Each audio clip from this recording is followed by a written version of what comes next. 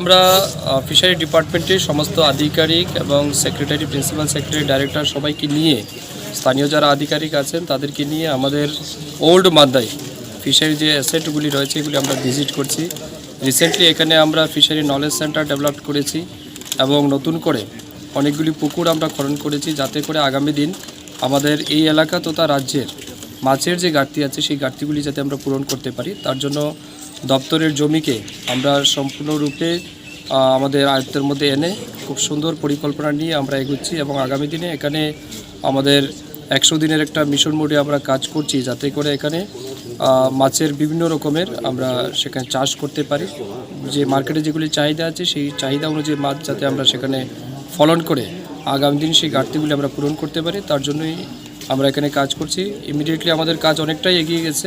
কিছুদিনের মধ্যে আমাদের ফুল সুইং বা ফুল প্লেজেট আমরা অর্থাৎ ফিশিংয়ের যে সিস্টেমগুলি রয়েছে সেগুলি আমরা চালু করতে পারবো। তো তার জন্য আজকে আমরা এখানে এসেছি, সব কাজকর্ম ঠিক চলছে কি না, আমাদের দপ্তরের যে অ্যাসেটগুলি রয়েছে সেগুলি ভিজিট করলাম।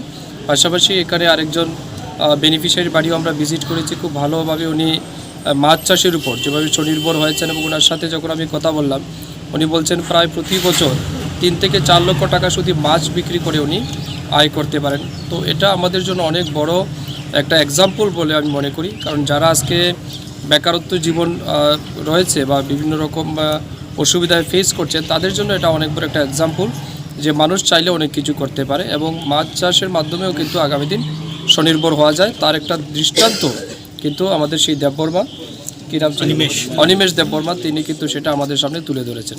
তো আমি আপনার মাধ্যমে রাজ্যের সমস্ত বেকার যুবকদের উদ্দেশ্যেও বলবো, যারা বিশেষ করে মনে করুন 10 পাস বা আন্ডার হায়ার সেকেন্ডারি আছেন, আমি আপনাদেরকেও উদ্দেশ্যে বলবো আপনারাও এগিয়ে আসতে পারেন। যদি জমি থাকে, ফিশারি ডিপার্টমেন্ট আপনাদেরকে সব রকমের সহযোগিতা করতে রাজি আছে।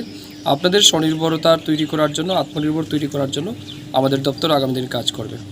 প্রায় 15টি পুকুর সেখানে খনন করা হচ্ছে। এর বাইরেও আরও আমরা ইন এডিশন প্ল্যান করছি, যাতে পুকুরের পাশাপাশি কিছু প্লান্টেশন আমরা তৈরি করতে পারি, যাতে ইন এডিশন কিছু ইনকাম সেখানে জেনারেট হয়। এবং আমরা চাইছি এখানে যেন মানুষ আগামী দিন স্বরোজগারের পথে এগিয়ে যেতে পারে, তার জন্য আমরা পরিকল্পনা হাতে নিয়েছি। কত টাকা হচ্ছে আপনাদের? এটা কত টাকার প্রজেক্ট আছে আমাদের? 1,95,00,000 টাকার প্রজেক্ট, এখানে কাজ চলছে।